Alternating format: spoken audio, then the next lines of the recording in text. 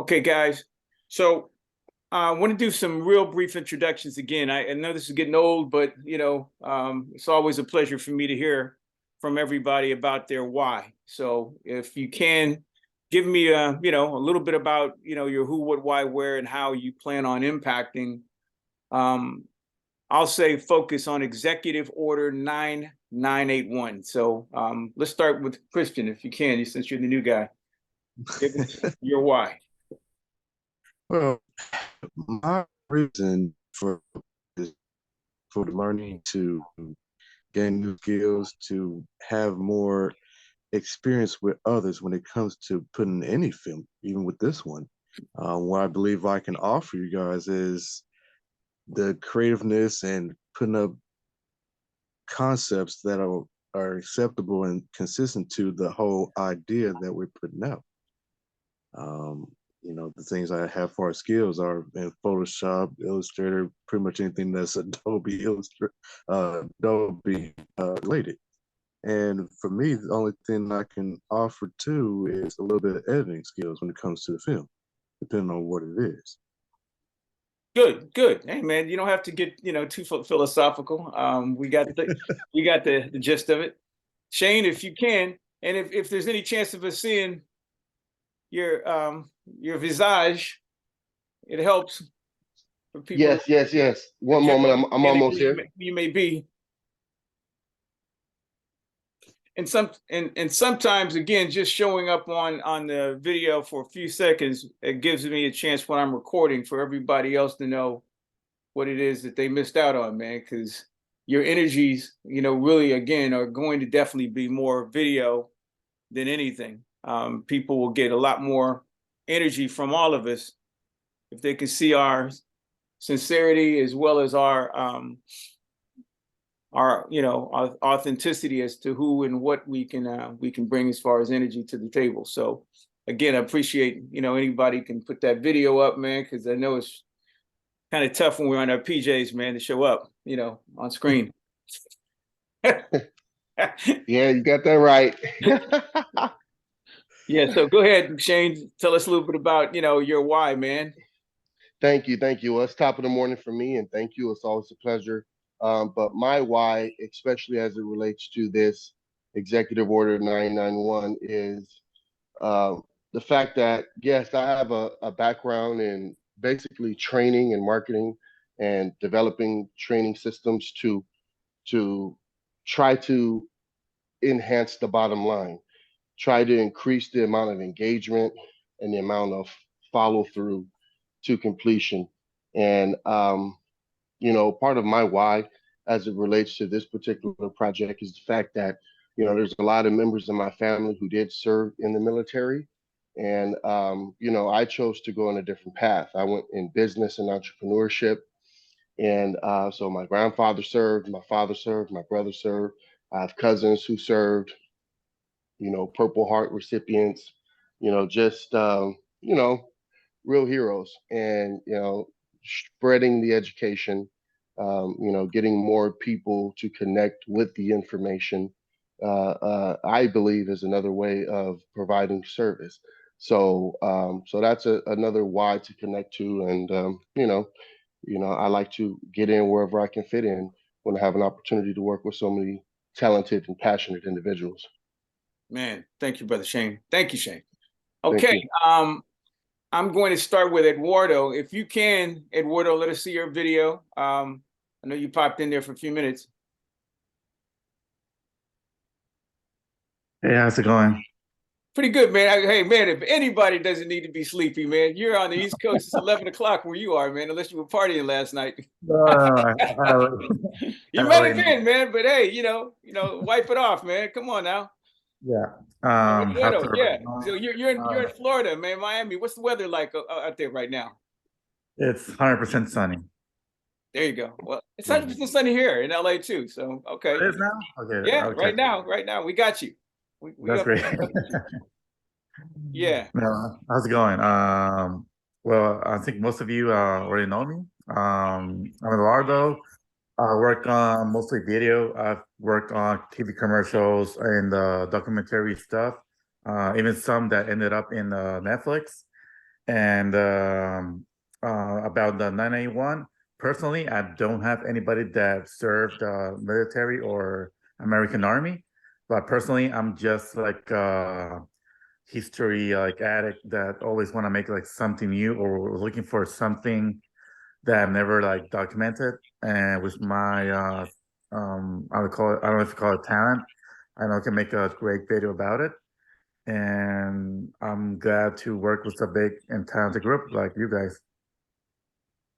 Thank you, Eduardo. Okay. And JP, I didn't expect you, but man, you know, you are definitely a linchpin for me to tie this thing together. You're the archetype of the individual that I'm trying to reach when it comes to projects like this. I'll share my why after you, but if you can, give us a little bit about, you know, your why as to how you know, want to impact this Executive Order 991 if you can. I know you're driving, man, so be safe. Yeah. Hello, everyone. My name is JP. Sorry, I just kind of got off work right now. We went hello overtime. I wasn't sure I was going to make this call, but we ended up having to cancel our last call, so I'm on my way home now. But yeah, I'm an aspiring filmmaker, a videographer, and cinematographer. You know, I've been with Kevin since December. And one of the first projects that he brought me onto was this Executive Order 9981. And what really drew me to the project was, you know, growing up, I've always wanted to be able to connect a piece of my work with an audience. And the way that Kevin explained this to me in the beginning was that, you know, doing this project and creating it would create something that would be able to reach hopefully millions of other people, especially the ones who aren't educated about Executive Order 9981 and the beginnings of, you know, the desegregation of the military and the government. And that's a really big impact for me because my parents are Filipino, they're immigrants, right? So for that, to be able to learn and do the research that Kevin has put me through and to see exactly how America has changed for the better and progressed, you know, it makes me feel like this project is very important and I want to be a part of it to help connect, you know, the world and hopefully the rest of the country together and to hopefully stand up for, you know, desegregation and stand up to racism, you know. So that's why it's very important to me and why I, you know, wanted to continue working on this project. So yeah. Okay, great, JP. And we're waiting for Ruben. Hopefully he'll make this call because he's going to be central to how we can achieve some level of critical mass of all the things that I believe we bring, because at some point we have to put this this team and all the things we bring into a repository, so we can show everybody, you know, what teamwork can look like in terms of bringing one single focus to all of our talents, all of our stories, and all of our capabilities. And we have several sites that we can use to do that, but I want to start with a fresh new URL that allows all of this stuff to become, again, more of a collective, if you will. And I didn't invite anybody else on the call, so we almost got 100% participation. There are other people I've talked to about Executive Order 991 who are artists, but I think this is the core of what I believe has the passion and the capabilities of starting and finishing something that we can all publish and put up for a movement of other people to join us as they will. Because what I'm really looking for from this group is something that really is more organic in a way that I'm almost looking at it as a workbench where there's all kinds of things that allow everybody to draw little bits and pieces from that connect with their whys or their, again, ability to bring something to the table today. This could be anything. This could be any, you know, narrative, it could be any campaign, but we're taking one project and trying to stay focused on it, which is really difficult because I know I may be the only one that has the kind of passion about this content that allows me to say that I've been in it almost 20 something years of researching military history, and in particular, history of people of color who've been maybe not put into the history books. And the history books are really what I'm trying to almost rewrite. I believe the history books can be useful not only for scholastics and for academics known as ethnic studies, but also for people who can actually enjoy looking at some of the facts, some of the unknown facts, and be able to tie those together as entertainment or just something that can allow them to connect to it in an organic way. Is there anybody on here that doesn't know what 9981 is or doesn't have a really good understanding of how to explain it to someone else? Is there anyone that would need a little help on it? Because I think it's something that we really need to make sure that we get one strong paragraph that explains it for all of us to anybody else that doesn't know or needs to know about it. Does anybody not have a good handle on 9981? I have some understanding. There's certain things I'm still trying to understand about it. Okay. Or at least rather the approach on how we're going about it is more of what I need a little more deeper understanding about it. Right. So this, yeah, and definitely this is kind of where we can start to get consensus. Right. Because I asked that question because that's what I'm trying to achieve is 100% consensus for everybody on the call. Executive Order 9981, does anybody not know what an executive order is? I mean, don't be afraid, because this is the time to really get our knowledge up. An executive order. Does anybody know what an executive order is or not know what it is? It's my understanding for executive order is someone of the high top giving a strict demand on the lower people. Like, for example, for the military, if they're given a executive order on them going to, let's say, Baghdad, and they have to collect some packages, they have to know that's their job, and if they don't do it, they can get penalized for not obeying the order. Okay, well, that's in part true. That's in part, what an executive order is.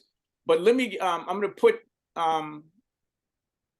put the screen share on again. This is why it's important for us to have some facts, because if we're going to educate people or entertain people or impact people, we really got to know exactly how to do that. And so what I want to do is start with an executive order definition. And it's interesting when I put, executive order in, the number one thing I think about is search engine optimization, whose picture pops up in their executive order. What are they and what they can and cannot do? And so the photograph that pops up, number one, is this guy here. Does anybody not know who this guy is? Doesn't say his name. Does anybody know who he is? Not Anybody? at all. Just blurt out his name. Truman? Absolutely. That's exactly who this is. So he's the poster child for what the web is putting up there as an example of what an executive order is. Maybe for the reason that his executive order might be the most powerful executive order ever written. So an executive order is written and delivered by two different branches of government, the executive branch and the legislative branch. Executive branch means the president. So we only have one president at a time, right? So Right. executive order can only be written by a president of the United States. Right now we have president number 46. President number 45 is a little bit in trouble. right now in jail, or at least he's indicted. But executive orders are written only by people who attain the role as an elected official called the President of the United States. Ruben's joined the call, so I'm going to stop yapping my mouth and let Ruben, again, he's introduced himself to some of you, but I want to, have him introduce himself because, again, he's the person who's going to help us build something called infrastructure. And no matter what it is that we're going to build, he's going to help us build out the design for how this is going to impact and educate the most amount of people that we want to try and reach and impact and influence on something. So I'll get back to this, but I want to give Ruben a chance to say hello. I think he's just joining us here. Well, okay, until he continues, he's getting there. So, good morning, Ruben.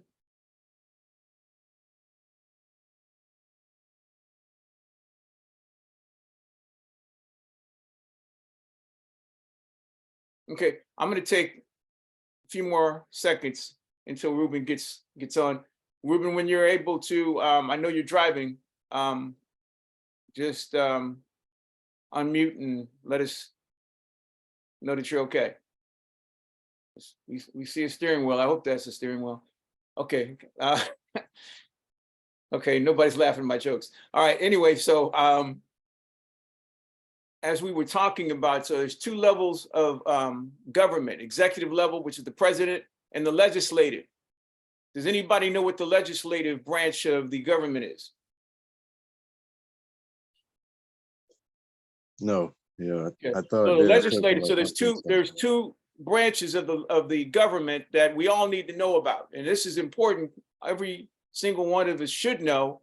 We shouldn't have any embarrassment about this because a lot of people don't know. A lot of people, have never known.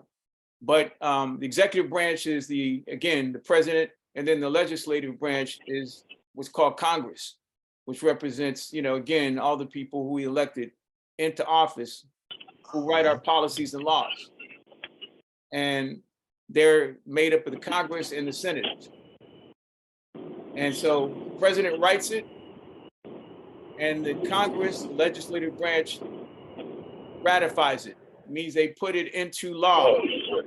And that's called an executive order when those two branches come together to agree on something. Right.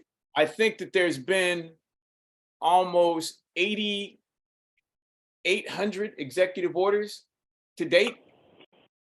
No, there's more than that. So if we're at 9981, I can't even remember. So that's another statistic for another day. But it's an interesting statistic because if we understand that there's a timeline of all these executive orders, before 9981, there were other executive orders before it, and there have been other ones after it.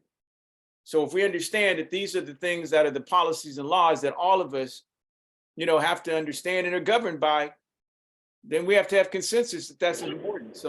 That's what I'm trying to, again, to give you guys some understanding of how we can get consensus on whether this is important or not.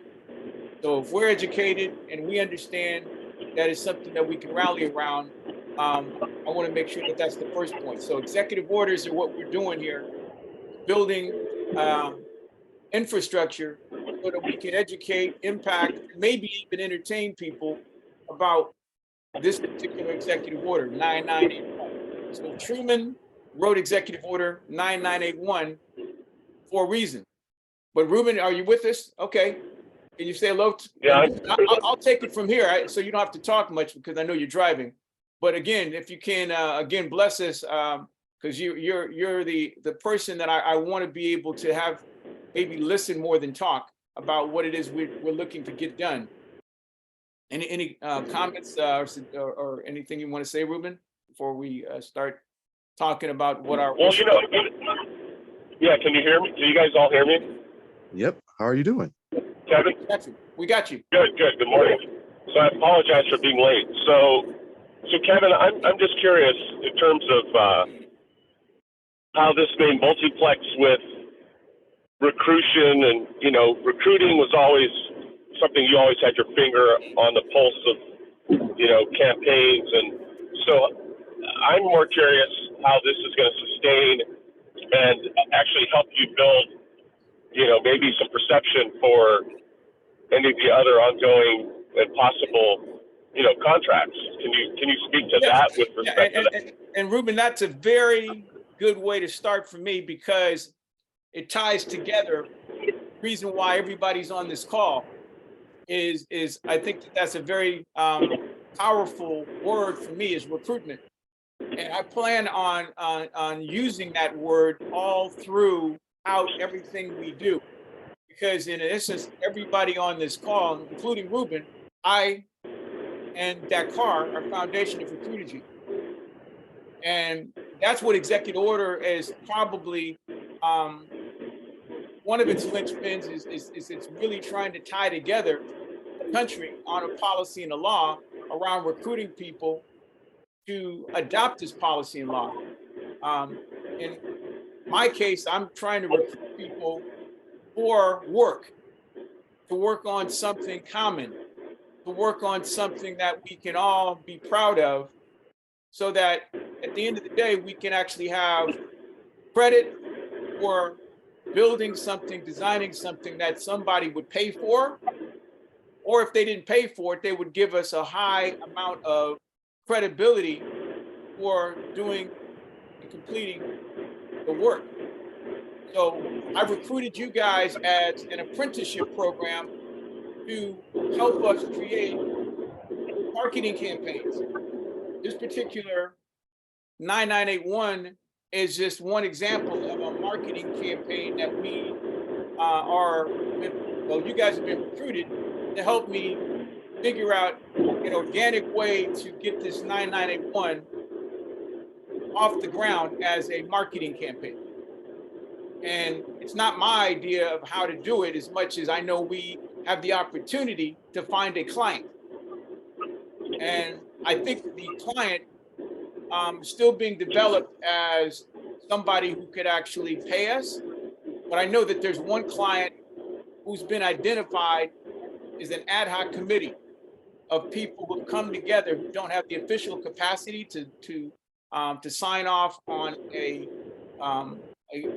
monetary contract, but they have the opportunity to sign off on something that's very promotional, that we can all agree, if we're dealing with the White House, the Pentagon, and then NAACP, could all give us some leverage so that we can actually find some other clients who may want to pay or may want to add on some promotional value to what it is we do as this recruited body of folks that are not just an apprenticeship program, but I really want to think of us as an interactive agency.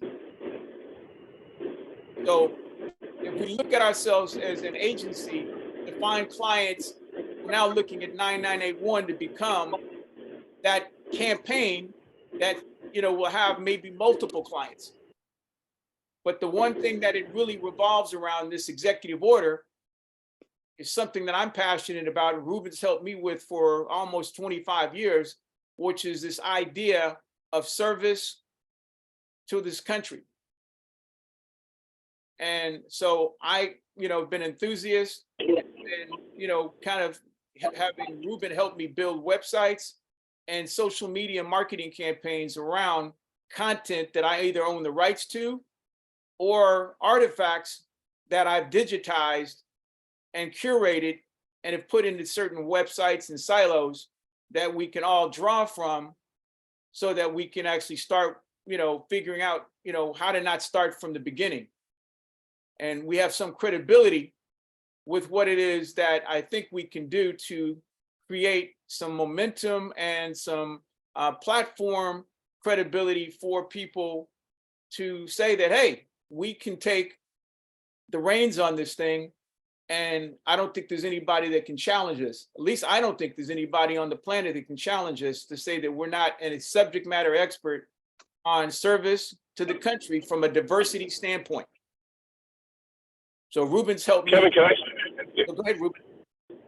Yeah, can I interject real quickly, because you're on a pretty good tangent there. But the other thing that I've tried, here's the thing: is I've always tried to instill, especially to you, and this is something that we saw many, many years ago, before the advent of the browser and the internet. You got to explain to everyone here, every participant here, that we were faced with a larger challenge, and that was that everybody was trying to become a rock star or, you know, a high-profile artist or content developer, even before the internet came about. And think about that for a moment. Yeah. It was a very daunting task. And so as we evolved, and I was working with large underground internet, you know, some of the colleges and institutions that were forming the internet, we all had in the back of our mind that this was going to be, and this is around the same time that American Idol and The Voice and all these, you know, broadcast, you know, rock star, become a star overnight, you know, productions started to come out. I used to stare at Kevin when we were actually face to face many times. I said, you know, as you build these campaigns, as you're putting together all of the content and all the historical artifacts and working with all these different participants that were asking Kevin to build products for, whether it was Wells Fargo or Tropicana Orange Juice or Nissan or any of these advertising agencies, we weren't just trying to build campaigns and create, you know, mass penetration market awareness with campaigns. There's a greater actual task at hand, and that is each and every one of us, as we're doing this, can become, I like to call it, immortal. And Kevin doesn't like it, I think, when I say this, and that is, first and foremost, I'm going to become immortal. I'm the one who has this legacy. And if people dig deep enough, they can see all the things that I've casted that may be, you know, not specifically statues, but there are things in time throughout the evolution of the internet and CD burning. You know, I worked with godfathers of architecture and people who built, you know, and were the founding founders of microprocessor architecture while I was at Intel and other places. And I think first and foremost, you guys should look at it as you're not just building campaigns and building what are, you know, I like to call it, and this is why I use the term multiplexing, as we use that in media. We're building once, and it's actually doing multiple things, right? It's not just audio and video, internet, audio, internet formats, but as you build campaigns and we work on this project, you're actually able to maybe create something as you build a reel, as we create a campaign that really has your mark on it. And I think every individual, every one of you has the ability to stamp that so that if it does explode and it becomes mass penetration market content or campaign, that Kevin needs to instill that in each and every one of you. It's not that you're on a mission to just go through this exercise. It really is creating a mark first and foremost for yourself, and then for the campaign or content that we're developing, and then something larger that is going to be broadcasted and through some epicenter that hopefully a larger entity is going to view and then say, yes, we'll commission you guys to do this because this is badass. This is going to resonate throughout, you know, mass penetration market.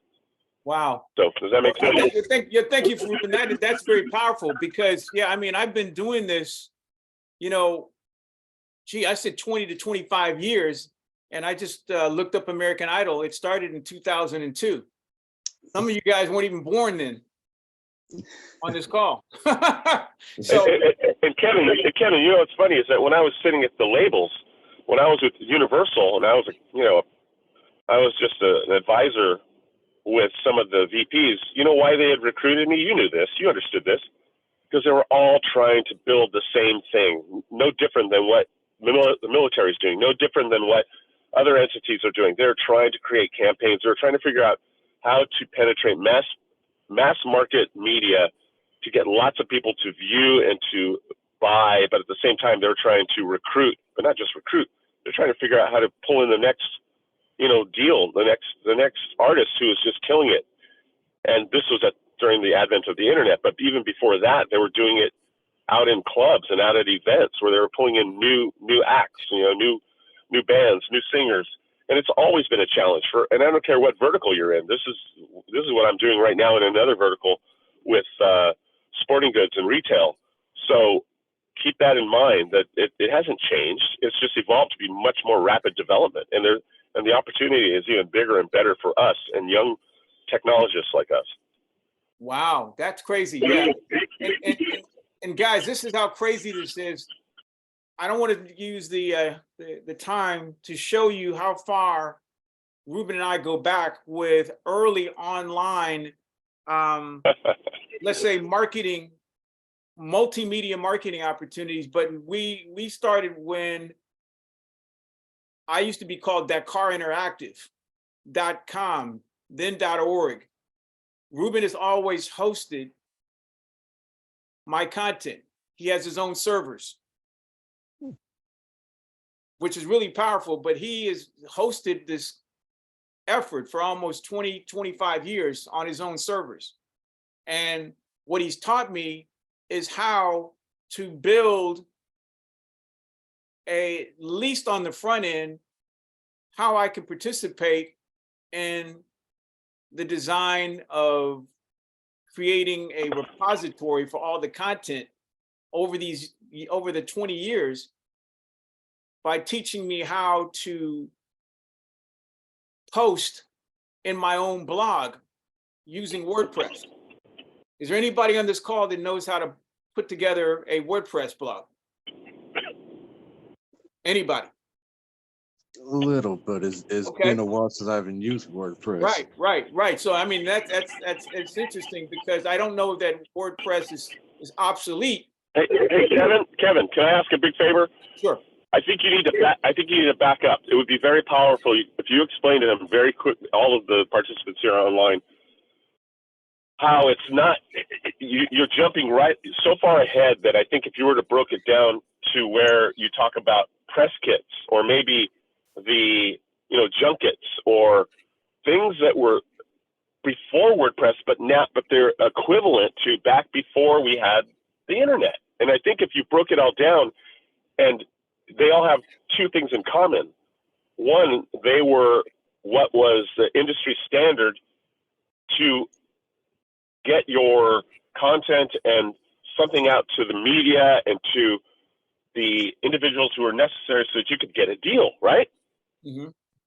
Wow. And so WordPress was and now is like any other blog or any other tool that we're using to extend and build a platform that you can easily do all these things at once. But in the old days, you had to have a publicist and you had to build a junket. You had to do things to create, what were the professional industry standards to build your presence. But hey, I'm going to park and get into the building and I'm going to get back on. I got to leave real quick off this call and then I'll get back on. Okay. Okay. Got it. So guys, so this is interesting. I mean, again, Ruben, is bringing up a point is that everything that we're doing or attempting to do is historical. Right. Because, 20 years from now, things are going to be, I have no idea how people are going to publish or consume media. But it wasn't that long ago. It's just like a blur that we didn't even have the internet. And we were trying to do this stuff with the military stuff that I'm a subject matter enthusiast. And now I believe I'm a subject matter expert on military service and sacrifice from a diverse standpoint. I don't know if there's anybody in the country that represents the ownership or the affiliation to content that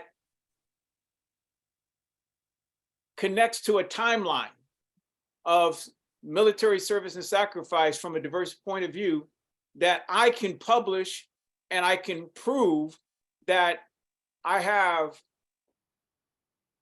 access to this stuff in a way to use for educational purposes, for entertainment purposes, or to extract some part of it for a new campaign like Executive 9981, because I had to use tactics and techniques to digitize all the stuff that we've curated before, again, there was internet. We just had to take a lot of photographs and digitize it. We had to take a lot of video that we, had from like 20, 25 years ago on VHS tape and digitize that so that can become part of the archive. So I've got all this stuff from events to Juneteenth to general assemblies we've done on universities. I've had big brands like Wells Fargo give us, I got $200,000 for a campaign. I got $25,000 cash for just doing one vignette. I got $4 million from the US military for doing For Love of Liberty, and that was 12 years ago. And so one of the things I want to stress to you guys is that there's a huge opportunity to take all the things that I have done, I've learned, and all the mistakes that I've made. And I think the point that I was trying to make on the last call that we had for 9981 is that all this stuff and all these efforts have been done, and no one can see, touch, feel, or taste any of the stuff that $4 million from the US government, from the US Army, from the Department of Defense was spent. And it might as well have never happened. Okay, Christian, are you calling me?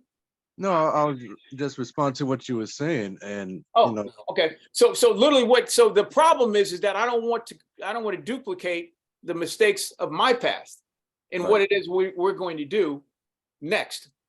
And no kidding, I think we're all in this thing to get some recognition and some reward for what we're doing. But this is, historically, this is no kidding. This is not this is not some Mickey Mouse thing that we're doing here. And again, the most important thing that I can say is that I don't want to make any more mistakes. I don't have enough energy and time to make any more mistakes. So that's the number one thing that I want to walk away from, is knowing that I have created historically a way for me to rewrite all of the mistakes, the wrongs that I've made in teaching, learning myself how to publish and distribute any of this content to all the people who can consume it, not only because they're interested in it, but because at some point they may be tested on it. And that's real, because that's what we have an opportunity, is not just to build something that the US Army, the Navy, the Air Force can pay us for, but the Department of Education for the state of California may pay us for curriculum that's called ethnic studies, that will be mandated by law, that will be taught in K through 12 in the year 2025, which is not that far away. And that's what I want to get ahead of, is so that we have an opportunity to say that anybody that wants to study this particular part of American history becomes ethnic studies for Asian Pacific Islanders, Latinx, African American, Native American. All this stuff connects to every tribe, for every ethnic group who served in the US Armed Forces. And a lot of them don't know any of the intersectionality or the connectivity of any of this stuff, but there's almost 21% of the people who've ever lived after World War I has served in the US Armed Forces. 21% of this country. So I don't know of anything else that connects every American as much as the armed forces does. 21%. Now, that doesn't even stand for all the people who are, kids and sons and daughters of people who served, and wives and husbands maybe have served, who never served, but are still impacted by 21% of the people who've done this thing. So we're taking part in something, even if we don't have any connective tissue to armed services ourselves. Our touch points to this stuff is something that very few people could say, doesn't really impact the majority of this country in some way that any other parts of the country doesn't, kind of have a, doesn't really have any competitive impact on what connects to the 100% of us. And the one thing that I'll say, I'm kind of mumbling on, but the one thing that I always said as a civilian and studying the military stuff is that there was one thing that I knew was a fact that no one can deny if you're an American, is that the only people who can protect all of our freedoms, our way of living, is who? And if anybody can answer that question, who has protected your rights to not even care about anything? Would the military be the answer? That's it. Your politicians, your police officers, your clergy, your mom, your dads, none of these people have been able to protect and provide your rights to think, to say, to do anything. It's Right. been the military. And, a lot of people don't like the military, but they can't deny that. That's a fact. It's not the truth. So, and I think I talked to somebody about this. I was talking to Damone, and I said that there's only one thing that stops this country 2 times a year, where everything stops. And that's the military. That's Veterans Day and Memorial Day. True. And I believe that we're on to something if we can try to extract from some of the facts that connect to people who don't care and maybe won't ever care, but at least these are undeniable facts that they can say, oh, okay, you taught me something. It could be entertaining, but at least these are facts that I want to be able to deliver to our potential client that they haven't done a good job of putting into a library or repository of things where people can say, oh my God, these are in fact things that I didn't know. And if they didn't know it and they have to know it because they may be tested on it, I think we can have even more value. So 9981 is just an example of what I believe is an opportunity for us to build a website at the beginning of everything so that we have a place to create a statement of fact. Because right now we don't have that. So Eduardo, I was, if you can pop in for a minute, because Ruben can host with his servers anything that we decide that we want to put up. Anything. It could Okay. It could be just a documentary, a short documentary on a landing page that says, hey, this is who we are. And Okay. Yeah, I got plenty enough of HTML or CSS templates that I can modify. I just need the info, maybe pictures. We can even upload a video if you want to. If you want to use WordPress, that's okay. There's more options. I think this is our chance for you to help us figure out the most, because again, we're dinosaurs. We've used WordPress and all kinds of old crap. I want to use the most dynamic, up-to-date thing that will connect to the educational institutions of today, the governmental institutions, and more importantly, the young consumers of tomorrow. Yeah, definitely. Now it's like it's called user experience, UX. It's more dynamic. It's different. It's not the typical website. It's what attracts people's eye, especially if it's kids. You gotta capture their attention. So I think I'll step on the UX side. That it does involve more coding, but at the end it gives a more better result than using WordPress or other platforms. Okay, so let's establish that we create a URL that we all can decide is cool, hip enough for us to withstand the test of time.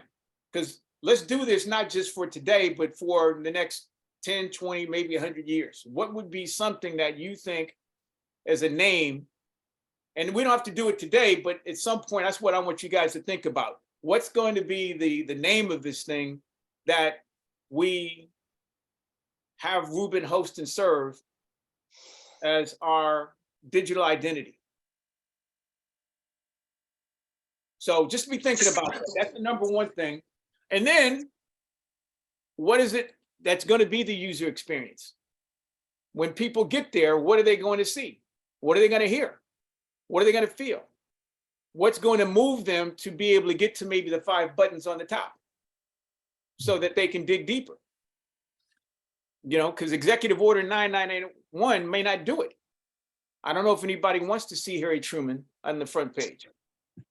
Or they may want to see, you know, anything about the Army, the Navy, the Marines, Air Force, and the Coast Guard. They may want to see something, and that's one of the reasons why I wanted Christian to kind of lead in this thing, is because I said, what is the thing that I believe is going to bind the people on this phone call together the most about this content and this storyline? And I believe it's DC and Marvel Comics. And a lot of people will not know, well, what is DC and Marvel Comics doing on a page that connects to the Pentagon, to the White House, to other things that, you know, like you, Eduardo, have no content or no context to. So I'm thinking about that.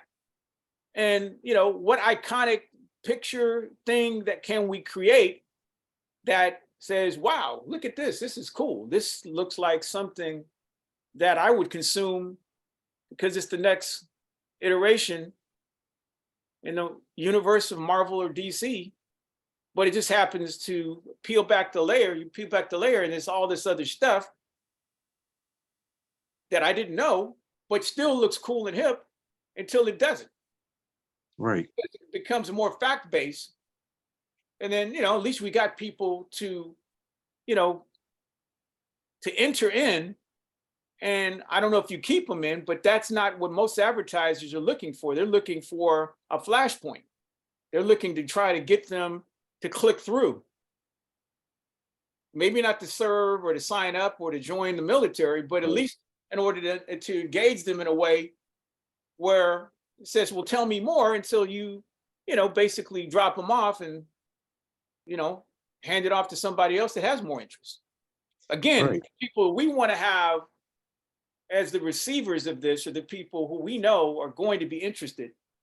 They're not going to be interested in Marvel or DC maybe at the beginning, but at the very tail end, they're going to be like, well, where's our story?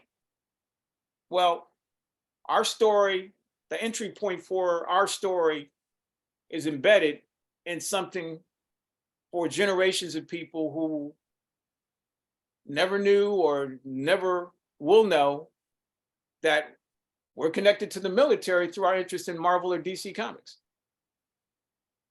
Yeah. So I'm thinking about, how do we create a storyboard that allows us to take some of these things that we just mentioned that are more commercial, that are more consumer, and connect them to the things that the client will say, oh my God, now I get it. You know, and some of the things are more dynamic, but some of them are storytelling. Like, you know, Eduardo, I don't know if you knew this, but do you know who Stan Lee is? Yeah, yes, yes, I did. Okay, did you know Stan Lee was in the military or was connected to the military? Yes, even his work was connected via the army for recruiting more soldiers. He even built superheroes based on military order. Yeah, and so we had a conversation with a guy who's my mentor named General Bray, who told us a story about how Stan Lee created a comic book or a training manual for the U.S. Army for military tactics and military training that was only to be used by military strategists, and that used him as a character because he was 6'6" and created a character who was named after a real comic book character, was named after a real combat colonel at the time, who was in the 82nd Airborne. But things like that maybe not are interesting to a DC or Marvel comic book consumer, unless they are interesting because they're comic book stories and they're laid out in a way where people could say, oh, that's an interesting story about real combat in a real timeline during Iraq and Afghanistan. How does that really play out in any way that somebody would say, well, tell me more? How did it, how did any of this happen? Is maybe not as interesting, the fact that it is a product. But those are things that I would believe in a chapter of, or in a book that has chapters, a way to give people little bits and bytes of something that may draw them further in than any of the other marketing collateral that the military has ever used. Yes. Sorry to cut in. Maybe, oh, that's a good idea. Even doesn't have to be a book. The website can be your platform or format to use, and it can be designed to look as a comic book. That can be the user experience too. Yeah. I mean, I'm thinking about it. I mean, what if it is something that is a product, that, again, I mean, you just said it, man. It could be something like a Trojan horse that looks like an old, authentic comic book series that really allows people to open it up and then see, things that they're used to seeing, but seeing it not, as a movie or as a commercial or as a social media campaign, but a real historical artifact. I don't know. Yeah, exactly. And it's not the first time that U.S. military actually invests on movies, like books or whatever. Still now, on the last year, I think the military gave like $400 million to Hollywood to make movies. That's why we saw like 10 movies made on 1 year. So they still use Hollywood movies. They still use books. They still use writers, whatever way they can, to make military-based material for them to use as how to say the word, to motivate the new kids to still have the idea that when they're big, they want to be a soldier or be part of the army. Well, I sent an email that had about a 20-minute YouTube video. Did anybody see that? I don't think that anybody got a chance to look, because I sent it, like about 2:00 in the morning. But I suggest everybody look at that, because it talks about the history of the Department of Defense investment in Hollywood. Right. And I mean, it's really from a kind of an investigative journalist, fact-based way of understanding how the two have become synergistically involved in exchange of money, but also rights to Hollywood to use not only the money, but to use military hardware, ships, planes, tanks, all kinds of stuff that Hollywood would never get access to. So there is a division of the Department of Defense that we can connect to, because we have people who don't know that we know that that department exists. We need to be asking those people, hey, get us a conversation with that person or with that division, so that we can start to talk to them about how we can integrate 9981 into what they already invest in Hollywood in a way where this campaign becomes evergreen. It doesn't become the 75th anniversary, it becomes evergreen, 76th, 77th anniversary, on and on. And they don't know that this is the way that we think about how to become a strategist, and taking all these bits and pieces that are fragmented, but we do the research and we can find a way to, take all of the things that make sense to the people who are looking to get something done, but just don't know that these are, smart ways to engage divisions and departments who aren't talking to one another. And that's really what happens a lot of times, is there's a lot of fragmentation that happens in some big complex like the Pentagon.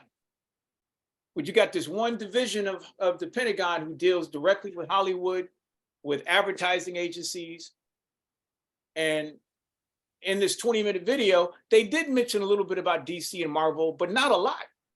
They talked about its investment in some of the, the movies that we know, the Top Guns and all those type of things. But, but I'm just saying that there's a lot more, I think, to be said and done for somebody to build and design a strategy around that could become a campaign for anything that still connects the military with the American consumer market.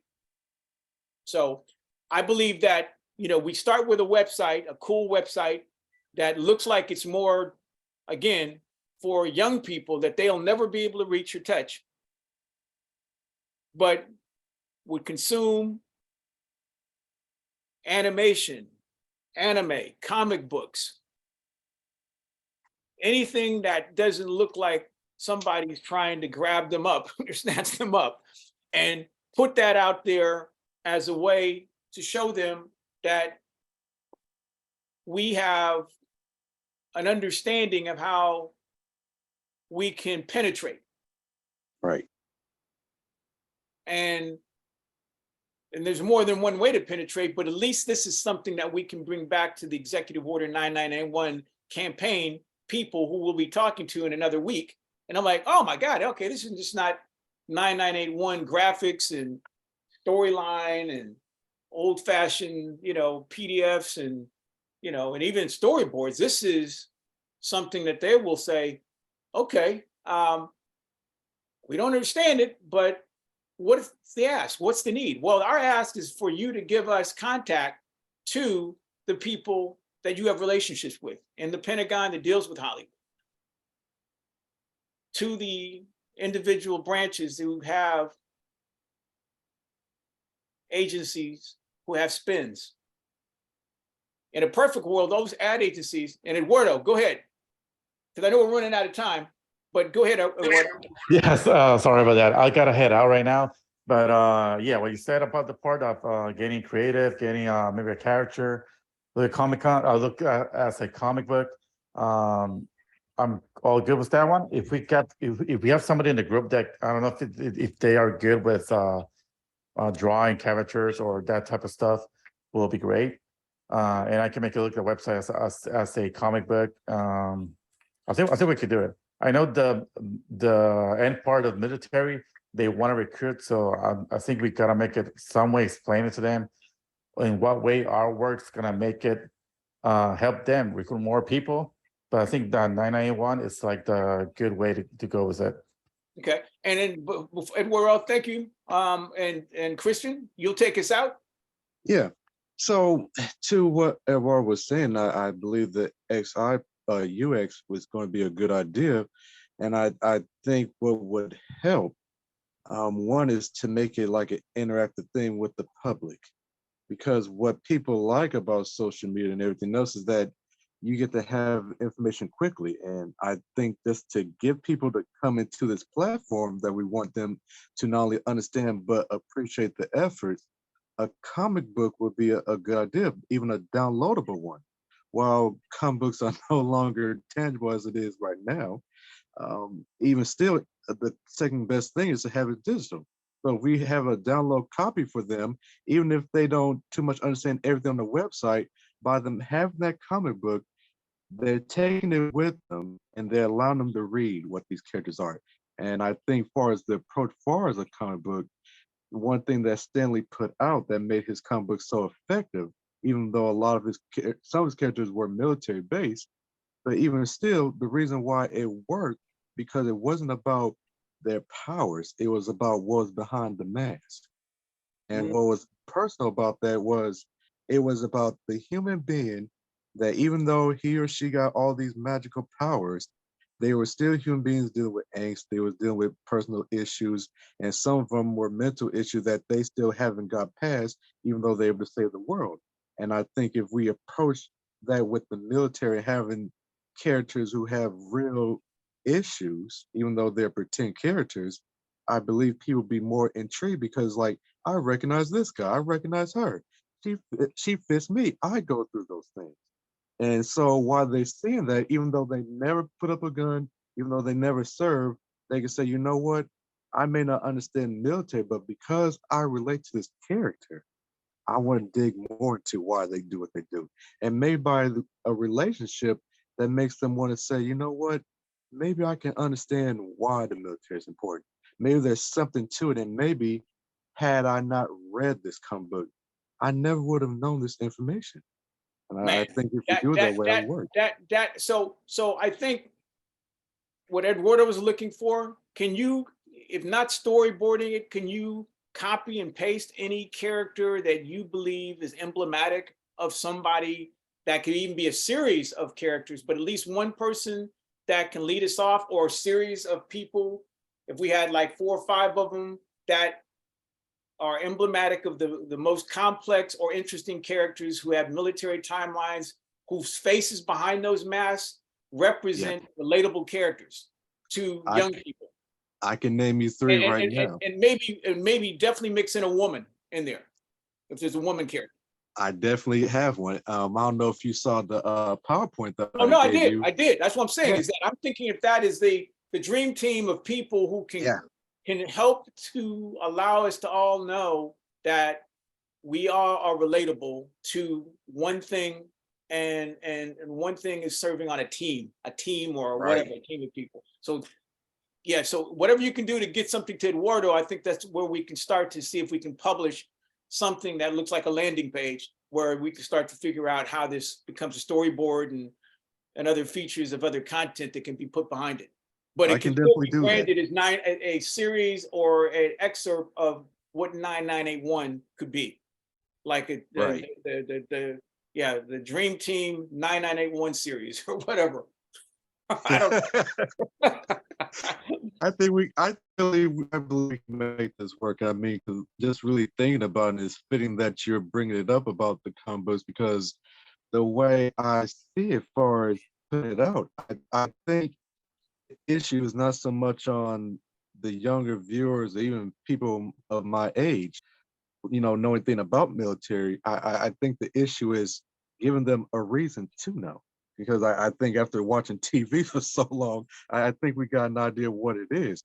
But it's, what is it doing? Why are they serving? What is the purpose besides representing the US of A? They don't understand. You just gave me an idea. Each one of those characters arcs of why did they have a connection to the military? Why did they join? Whether they, really, were heroic or not is up for debate. But at some inflection point, they joined. They had they got drafted or they volunteered. Why? What's their why? Oh, that would be great. All right, man. Okay, so give us what you can, Eduardo, Christian, and Eduardo will start to put it into kind of a UX graphic experience that we can start to put on a site somewhere. So perfect. So I'm going to ask Ruben to give us the infrastructure we need so that Eduardo can stitch that together on the online experience. But you, again, give us what you can, and then we'll see if we can recruit some people who can draw or create, anime or whatever, because that's what we have to do, is just find more people with more, skills, knowledge, and capabilities to add on. Okay. Okay, guys. All right. Thank you. Talk to you later. Thank you. All right now. All right. Bye-bye. Have a good one. All right. Bye-bye. Bye for now.